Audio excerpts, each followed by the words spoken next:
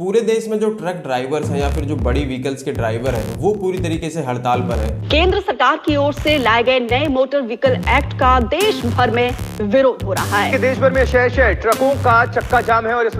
वजह से लोगों को काफी परेशानी का सामना करना पड़ रहा है। देश भर में ट्रक और बस के जो ड्राइवर्स हैं वो हड़ताल कर रहे हैं, इसको लेकर नाराजगी जता रहे हैं। पूरा जो ट्रांसपोर्टेशन का काम है वो ठप पड़ा हुआ है। बहुत सारे जो ड्राइवर्स हैं वो अपनी मांगों को लेकर सड़कों पर उतरे हुए हैं, विरोध कर रहे हैं और कई जगह जो है उनका गुस्सा भी देखने को मिला। कई जगह पर आगजनी हुई तो कहीं पर पत्थरबाजी। ड्राइवर्स का कहना है कि वो सब्जी बेच लेंगे लेकिन वो ट्रक कभी नहीं चलाएंगे। पेट्रोल पंप्स पर पेट्रोल और डीजल की भारी कमी देखने को मिल रही है, जिसके कारण जो गाड़ियों की लंबी लंबी लाइनें जो हैं वो पेट्रोल पंप पर लगी हुई हैं, क्योंकि जो टैंकर ड्राइवर्स थे जो पेट्रोल लेकर पेट्रोल पंप तक आते हैं उन्होंने जो है वो ट्रक चलाने से मना कर दिया, वो टैंकर चलाने से मना कर दिया। लोगों को आने जाने में भी बहुत सारी दिक्कतों का सामना करना पड़ रहा है, क्योंकि जो बसेस के ड्राइवर हैं वो भी हड़ताल पर हैं। अगर ये प्रोटेस्ट लंबा चलता है तो इसका देश की इकोनॉमी पर एक कैटास्ट्रॉफिक इफेक्ट हो सकता है, क्योंकि जितना भी ट्रांसपोर्टेशन का काम होता है वो सारा का सारा ट्रक और बसेस के थ्रू ही होता है, और अगर यही ठप हो जाते हैं तो पूरा जो सप्लाई चेन है वो टूट जाएगा और इकोनॉमी जो है वो ठप हो जाएगी। So the very important question is this, why these truck drivers are protesting. देखिए, इंडिया में जो रोड एक्सीडेंट की समस्या है वो बहुत ही गंभीर है। अगर आप पिछले साल का एनसीआरबी डेटा उठाकर देखें तो आप पाएंगे कि सिर्फ 2022 एलोन में ही करीब 1,68,000 लोगों की जो डेथ है वो रोड एक्सीडेंट में हुई, यानी हर घंटे 19 मौतें। और इसी समस्या को टैकल करने के लिए, इसी प्रॉब्लम को टैकल करने के लिए जो गवर्नमेंट है वो हिट एंड रन केसेस को लेके नया कानून लेके आई। 25 दिसंबर 2023 राष्ट्रपति ने नए 3 क्रिमिनल लॉज बिल को मंजूरी दे दी, जिसके बाद से वो कानून बन गए। वो 3 नए क्रिमिनल लॉज हैं भारतीय न्याय संहिता, भारतीय नागरिक सुरक्षा संहिता और भारतीय साक्ष्य संहिता। देखिए, इंडिया में अभी तक जितने भी क्राइम होते थे उनको आईपीसी, सीआरपीसी और इंडियन एविडेंस एक्ट के तहत डील किया जाता था, लेकिन गवर्नमेंट ने इन तीन जो पुराने क्रिमिनल लॉज थे जो कॉलोनियल एरा के थे उनको रिप्लेस कर दिया 3 नए क्रिमिनल लॉज से। आईपीसी को रिप्लेस कर दिया भारतीय न्याय संहिता से, सीआरपीसी को भारतीय नागरिक सुरक्षा संहिता से और इंडियन एविडेंस एक्ट को भारतीय साक्ष्य संहिता से। ऐसा नहीं है कि आईपीसी, सीआरपीसी और इंडियन एविडेंस एक्ट को पूरी तरीके से बदल दिया गया है। इनमें कुछ अमेंडमेंट हुए हैं, कुछ नए सेक्शंस और क्लॉज को ऐड किया गया है, कुछ सेक्शंस और क्लॉज को जो कि यूजफुल नहीं थे उनको बाहर कर दिया गया है। कुछ सेक्शंस के अंडर जो सज़ा है उसको बढ़ाई गई है, कुछ के अंदर सज़ा को घटाया गया है। देखिए, ऐसे ही जो पहले हिट एंड रन के केसेस होते थे, हिट एंड रन केसेस का मतलब है कि जैसे किसी ने अपनी गाड़ी से किसी को टक्कर मार दी और वो उसे मरता हुआ छोड़कर वहाँ से भाग जाए और बाद में उसकी डेथ हो जाए, ऐसे केसेस को हिट एंड रन केसेस बोला जाता है। तो ऐसे हिट एंड रन के जो केसेस होते थे, जो रोड एक्सीडेंट के केसेस होते थे जिसमें किसी की डेथ हो जाती थी, ऐसे केसेस को डील करने के लिए आईपीसी में कोई अलग से प्रावधान नहीं था। आईपीसी में किसी अलग सेक्शन को स्पेसिफाई नहीं किया गया था ऐसे केसेस को डील करने के लिए। ऐसे केसेस को गैर इरादतन हत्या या फिर डेथ ड्यू टू नेग्लिजेंस की कैटेगरी में डाला जाता था। यानी मान लो अगर जैसे किसी व्यक्ति की रोड एक्सीडेंट में, किसी की रैश ड्राइविंग की वजह से किसी की रोड एक्सीडेंट में डेथ हो जाती है, या फिर किसी कंस्ट्रक्शन साइट पर कोई लोग काम कर रहे हैं जिसमें किसी की गलती की वजह से किसी की डेथ हो जाती है, या फिर शादी बारात में जो लोग फायरिंग करते हैं उसमें अगर किसी व्यक्ति की गोली लगने से डेथ हो जाती है, तो ये डेथ ड्यू टू नेग्लिजेंस या फिर गैर इरादतन हत्या की श्रेणी में आएंगे। तो ये सारे जो केसेस होते थे, यानी जो आपका रोड पे अगर एक्सीडेंट हुआ, death due to accident, rash driving की वजह से, हिट एंड रन के केसेस जो होते थे, या फिर और किसी तरीके से हत्या, गैर इरादतन हत्या होती है या फिर डेथ ड्यू टू नेग्लिजेंस होता है, उन सब को एक ही सेक्शन के तहत डील किया जाता था, 304A। और ये 304A क्या कहता है कि ऐसे केसेस में, यानी जो गैर इरादतन हत्या या फिर डेथ ड्यू टू नेग्लिजेंस के केसेस हैं, ऐसे केसेस में जो अगर किसी को कॉन्विक्ट पाया जाता है तो उसको ज़्यादा से ज़्यादा 2 साल की सज़ा हो सकती थी। और ये एक बेलेबल ऑफेंस भी था, सिर्फ 2 साल की सज़ा और ऊपर से बेलेबल ऑफेंस भी था, यानी आपको इसमें आराम से बेल भी मिल जाती। लेकिन अभी गवर्नमेंट जो नए क्रिमिनल लॉज लेकर आई है, भारतीय न्याय संहिता, उसमें हिट एंड रन के केसेस जो है, यानी जो रोड एक्सीडेंट में डेथ के केसेस जो हैं उनको अलग से डिफाइन किया गया है, उनके लिए अलग से सज़ा का प्रावधान किया गया है। और उसके लिए गवर्नमेंट ने नए सेक्शन ऐड किए हैं, सेक्शन 601 क्लॉज 1 और सेक्शन 601 क्लॉज 2। सबसे पहले बात करते हैं सेक्शन 601 क्लॉज 2 की। सेक्शन 601 क्लॉज 2 कहता है कि अगर आप रैश ड्राइविंग कर रहे हैं और जिसकी वजह से आपकी गाड़ी से किसी का एक्सीडेंट होता है और आप उसे हॉस्पिटल नहीं ले जाते, पुलिस को रिपोर्ट नहीं करते और वहाँ से फरार हो जाते हैं और बाद में उस व्यक्ति की उस रोड एक्सीडेंट में डेथ हो जाती है, तो आपको सेक्शन 601 क्लॉज 2 के तहत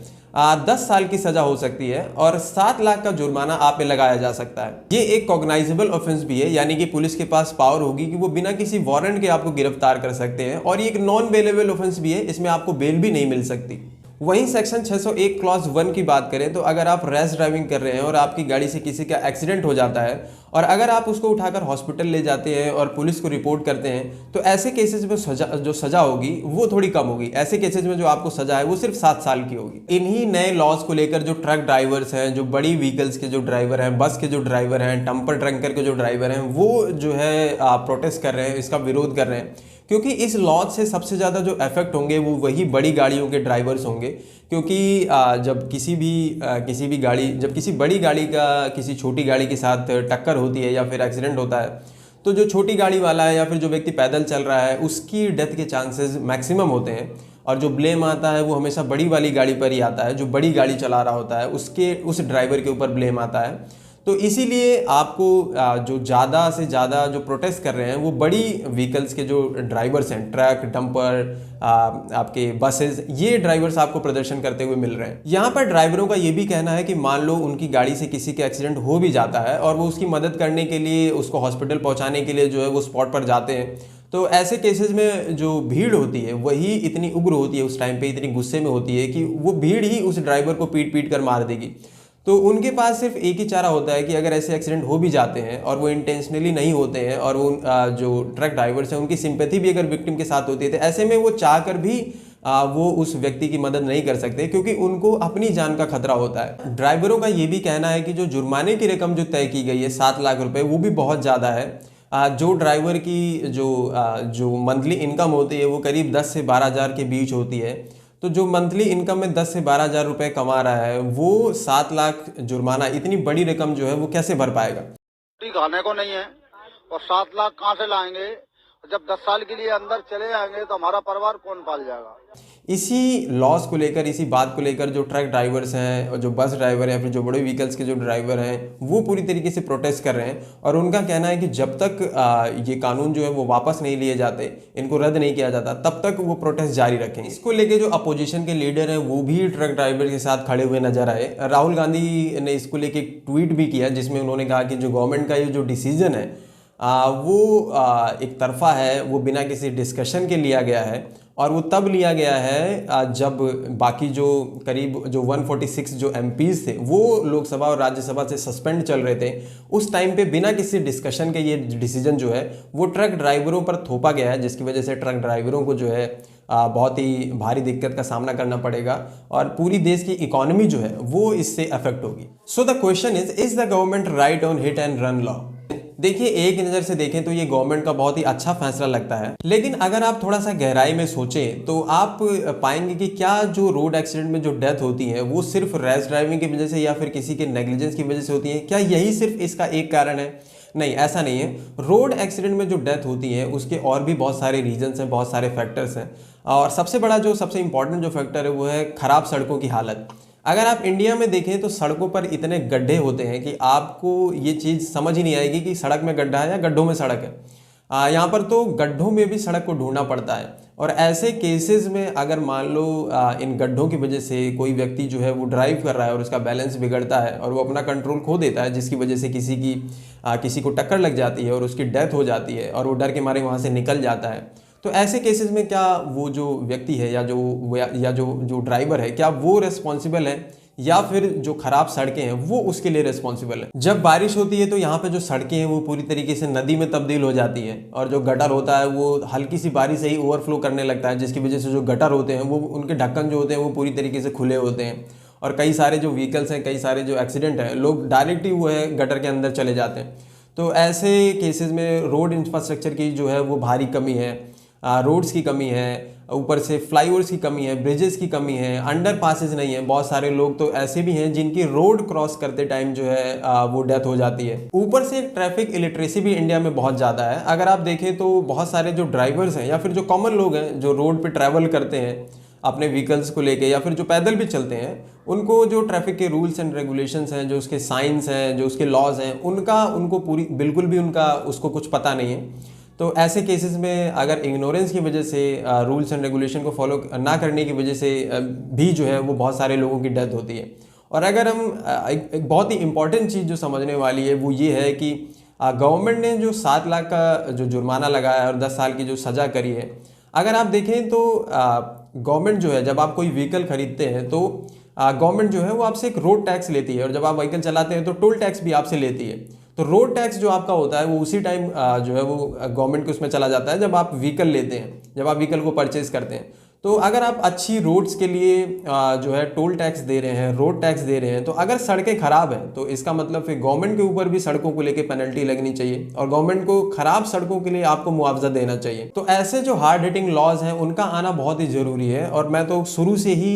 इसके पक्ष में हूँ कि जो लॉज होने चाहिए वो कड़े होने चाहिए। लेकिन अगर आप इस तरीके के लॉज लेके आ रहे हैं तो उससे पहले आप रोड इंफ्रास्ट्रक्चर को ठीक कीजिए, ब्रिजेस बनवाइए, फ्लाईओवर्स बनवाइए, अंडरपासेस बनवाइए, लोगों को ट्रैफिक के जो रूल्स एंड रेगुलेशन है उनको लाइसेंस देने से पहले उनको एजुकेट कीजिए। उसके बाद अगर आप इस तरीके के लॉज लेकर आते हैं तो उसको जस्टिफाई किया जा सकता है और वो एक पॉजिटिव चेंज होगा। जिस देश में ड्राइवर्स की जो सैलरी है वो करीब 10 से 12 हज़ार रुपये है, और वहीं अगर आप उन पर 7 लाख का जुर्माना लगा रहे हैं तो ये भी एक तरीके से सही नहीं है, क्योंकि अगर आप उन पर 7 लाख का जुर्माना लगाते हैं तो उनके पास इतनी सेविंग्स नहीं होंगी जो आप वो जुर्माना पे कर सकें, और इसका जो इफेक्ट है वो उनके पूरे परिवार को भुगतना पड़े। तो कंक्लूजन ये है कि किसी भी कंट्री में डिसिप्लिन को मेंटेन रखने के लिए और लोग रूल्स एंड रेगुलेशन को फॉलो करें जिसकी वजह से किसी का नुकसान ना हो, ऐसी चीज़ों को मेंटेन करने के लिए हार्ड हिटिंग लॉज की ज़रूरत है, कड़े लॉज की ज़रूरत है, और इसका पूरी तरीके से समर्थन होना चाहिए। लेकिन उसके पहले जो बेसिक एमिनिटीज़ हैं, जो लोगों की ज़रूरतें हैं, जो बेसिक फैसिलिटीज़ हैं, जिसके कारण लोग जो हैं वो जो है इन चीज़ों को करने के लिए मजबूर हो जाते हैं चाहे अनचाहे, उसको भी गवर्नमेंट को पूरी तरीके से ध्यान रखना चाहिए और उसके ऊपर काम करना चाहिए। उसके बाद अगर आप ये लॉज लेके आते हैं तो वो एक पॉजिटिव चेंज होगा।